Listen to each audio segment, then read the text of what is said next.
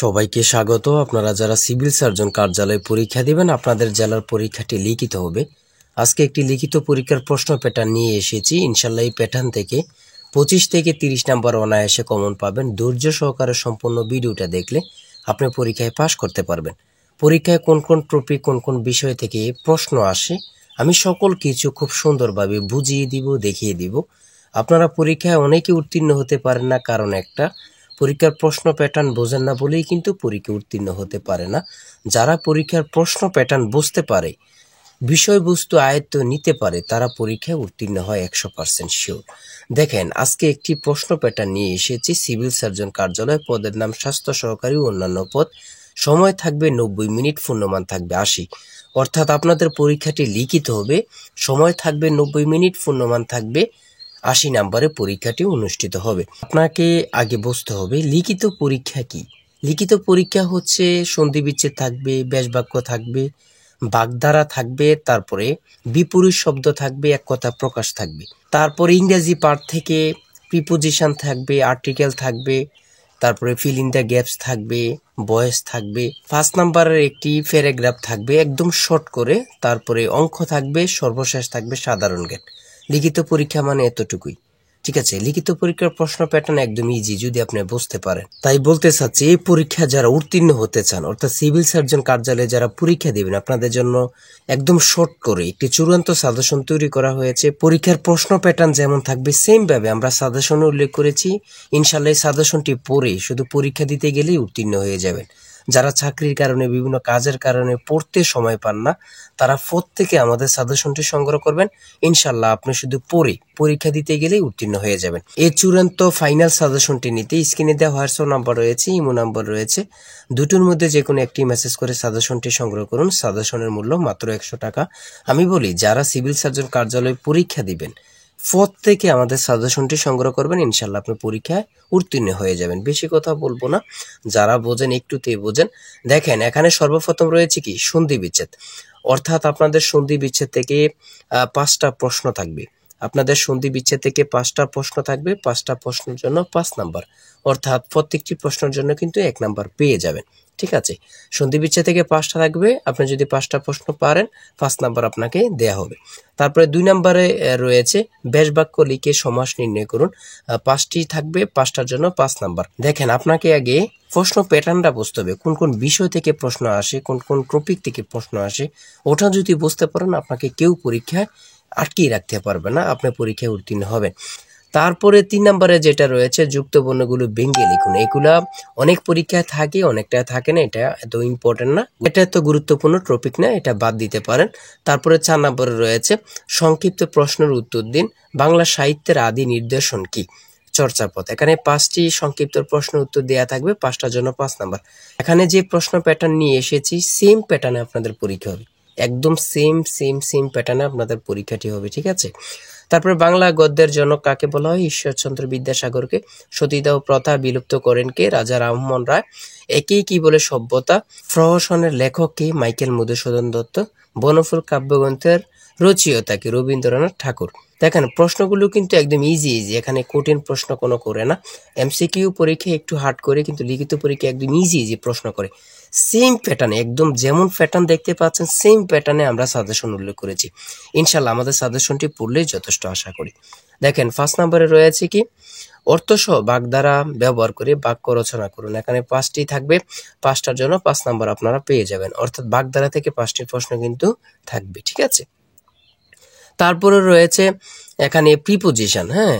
6 নম্বরে রয়েছে ইংলিশের ক্ষেত্রে প্রিপোজিশন থাকবে, 5টি প্রিপোজিশন থাকবে। আপনি যদি 5টি প্রিপোজিশন পারেন, তাহলে 5টার জন্য 5 নাম্বার পেয়ে যাবেন।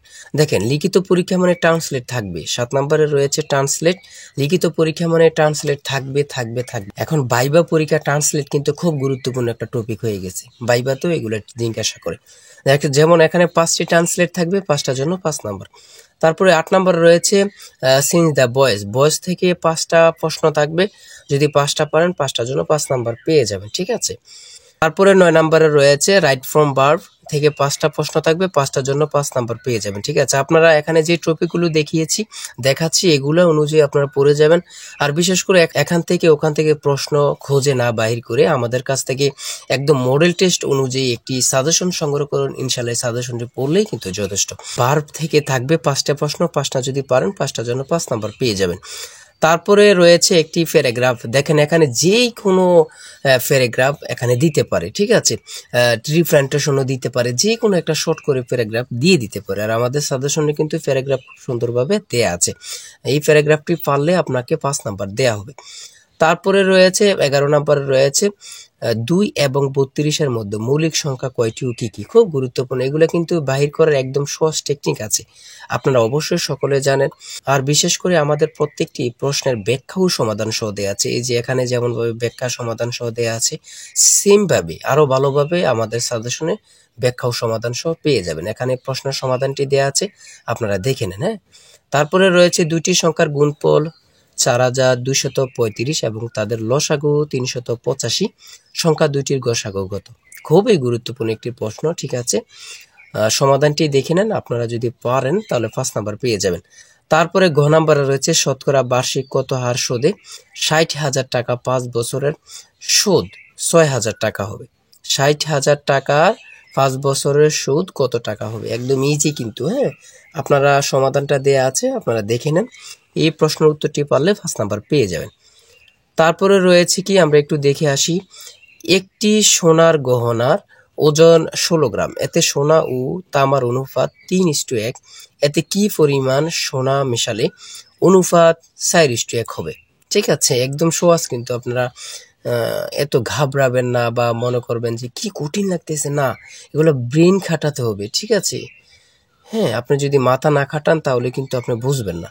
হ্যাঁ, এই প্রশ্নের উত্তরটি যদি পারেন আপনাকে 5 নাম্বার দেয়া হবে। তারপরে রয়েছে এখানে মান নির্ণয়ের একটা অঙ্ক, a cube minus b cube equal to 513 এবং a minus b equal to 3 হয়, তবে a b এর মান কত। এখানে সমাধানটা দেয়া আছে একদম ইজি ভাবে, অ্যান্সার হয়েছে 54। আপনারা সমাধানটা দেখে নিন, পারলে কিন্তু 5 নাম্বার পেয়ে যাবেন। তারপরে সংক্ষিপ্ত প্রশ্ন সর্বশেষ, এখানে 15টি সংক্ষিপ্ত প্রশ্ন নিয়েছে, একদম খুব গুরুত্বপূর্ণ প্রশ্ন উত্তরগুলো নিয়ে এসেছে। দেখেন এখানে রয়েছে ইপিআই মানে কি। ইপিআই মানে কি খুবই গুরুত্বপূর্ণ। ঠিক আছে, খুবই গুরুত্বপূর্ণ এই প্রশ্নটি পরীক্ষায় অনেকবার আসছে। ঠিক আছে, তারপর হচ্ছে বর্তমান ইপিআইতে শিশুদের কয়টি রোগের টিকা দেয়া হয়। এখানে স্বাস্থ্য সহকারী সম্পর্কে এবং কি সিভিল সার্জনের পরীক্ষা দিবেন এমন টাইপের প্রশ্ন খুবই গুরুত্বপূর্ণ। ঠিক আছে, সঠিক উত্তর হচ্ছে 10টি। ধনুষ্টঙ্কার রোধে একজন মাকে জীবনে মোট কত ডোজ টিকা নিতে হয়, 5 ডোজ। ঠিক আছে, আর বিশেষ করে বলি যে প্রশ্নগুলো নিয়ে এসেছি আপনি দেখলেই বুঝতে পারবেন কতটা গুরুত্বপূর্ণ। ডেঙ্গুবাহী মশার নাম কি, ডেঙ্গুবাহী মশার নাম কি, প্রশ্নটি যে কত পরীক্ষা আসছে আল্লাহ ছাড়া কেউ জানে না। ঠিক আছে, তারপর রয়েছে ডেঙ্গু হলে কোন জাতীয় ওষুধ খাওয়া যায় না, খুবই গুরুত্বপূর্ণ, এটা কিন্তু এমনিতে সকলের জানা প্রয়োজন, সেটা হচ্ছে ব্যথানাশক। ইউনিসেফের পুনরূপ কি, ইউনিসেফের পুনরূপ কি, আমি একটা কথাই বলবো, আপনাদের পুনরূপ থেকে 1 থেকে 2টা 2 থেকে 3টা প্রশ্ন থাকবে। ঠিক আছে, এটা আপনারা ধরে নেন। তারপরে রয়েছে বিশেষ গুরুত্বপূর্ণ জেন জি কি এবং কারা, খুবই গুরুত্বপূর্ণ একটি প্রশ্ন। জেনারেশন জেড মানে 1997 থেকে 2012 সালের মধ্যে যারা জন্মগ্রহণ করেছে তারাই হচ্ছে জেন জি। তারপরে রয়েছে 11 সিন্ধুর দুর্গ কার ঘাঁটি ছিল, খুবই গুরুত্বপূর্ণ একটা প্রশ্ন, সেটা হচ্ছে ইশাখা। হাজী শরীয়তুল্লাহর আন্দোলনের নাম কি, ফরায়েজি আন্দোলন। লিখিত পরীক্ষা মানে কিন্তু এত কঠিন না, আপনারা প্রশ্ন ইজি করবে কিন্তু লিখতে একটু ঝামেলা, মনে রাখতে, এটি হচ্ছে সমস্যা। তারপর হচ্ছে ইউএস এন্ড এফপিও এর পুনরূপ কি, এফপিও এর পুনরূপ কি, উপজেলা হেলথ ফ্যামিলি প্ল্যানিং অফিসার, খুবই গুরুত্বপূর্ণ প্রশ্ন। এই সিভিল সার্জন কার্যালয়ে যারা পরীক্ষা দিবেন খুবই গুরুত্বপূর্ণ প্রশ্ন, সেটা হচ্ছে ইউএস এন্ড এফপিও এর পুনরূপ কি। সঠিক উত্তর হচ্ছে উপজেলা হেলথ ফ্যামিলি প্ল্যানিং অফিসার। ঠিক আছে, তারপরে রয়েছে পারস্য মানে বর্তমান কোন দেশ, পারস্য মানে বর্তমান কোন দেশ, খুবই গুরুত্বপূর্ণ একটি প্রশ্ন, যেটা হচ্ছে ইরান। পারস্য মানে কোন দেশ, ইরান। জেদ্দা কোন সাগরের তীরে অবস্থিত, খুবই গুরুত্বপূর্ণ, লোহিত সাগর। বাংলাদেশের সংবিধান এ পর্যন্ত কয়বার বা কতবার সংশোধিত হয়েছে বা করা হয়েছে, 17 বার। ইউক্রেনের রাজধানীর নাম কি? ইউক্রেনের রাজধানীর নাম হচ্ছে কিয়েভ। খুবই গুরুত্বপূর্ণ। জরায়ু ক্যান্সার প্রতিরোধে দেয়া ভ্যাকসিনের নাম কি? জরায়ু ক্যান্সার প্রতিরোধে দেয়া ভ্যাকসিনের নাম কি? HPV টিকা। HPV টিকা খুবই গুরুত্বপূর্ণ। আমি যে প্রশ্ন উত্তরগুলো নিয়ে এসেছি এখান থেকে অনেকগুলো প্রশ্ন কমন পাবেন এবং যারা পরীক্ষা দেবেন আশা করি থেকে আমাদের সাজেশনটি সংগ্রহ করবেন। সাজেশনটি সংগ্রহ করতে এই নাম্বারে হোয়াটসঅ্যাপ ইমো আছে, আপনারা কি করবেন দুটোটার যে কোনো একটা হোয়াটসঅ্যাপ অথবা ইমোতে মেসেজ করবেন। মেসেজ করলে সাজেশনটি সংগ্রহ করতে পারবেন। আর সাজেশনের মূল্য মাত্র 100 টাকা। আমি বলি 100 টাকার বিনিময়ে হলে থেকে আমাদের সাজেশনটি সংগ্রহ করবেন। আপনি পরীক্ষার প্রশ্ন প্যাটার্ন, পরীক্ষার বিষয়বস্তু, কোন কোন টপিক থেকে আসবে সকল কিছু ক্লিয়ার হয়ে যাবে। আপনার জন্য খুবই গুরুত্বপূর্ণ। তাই সবাই ভালো থাকবেন, সুস্থ থাকবেন। আজকের ভিডিও এই পর্যন্ত। আর অবশ্যই চ্যানেলটি সাবস্ক্রাইব ও পেজটি ফলো দিয়ে রাখলে আপনার পরীক্ষা হলে পরীক্ষার যে প্রশ্ন সমাধান, রেজাল্ট এবং ইত্যাদি সকল বিষয় নিয়ে আমরা ভিডিও আপলোড দিব। চ্যানেলটি সাবস্ক্রাইব ও পেজটি ফলো দিয়ে রাখলে সবার আগে চলে যাবে আপনার কাছে নোটিফিকেশন। তাই অবশ্যই চ্যানেলটি সাবস্ক্রাইব ও পেজটি ফলো দিয়ে আমাদের সঙ্গে থাকবেন। আজকের ভিডিও এই পর্যন্ত। আর ভালো লাগলে একটি লাইক করবেন। আল্লাহ হাফেজ।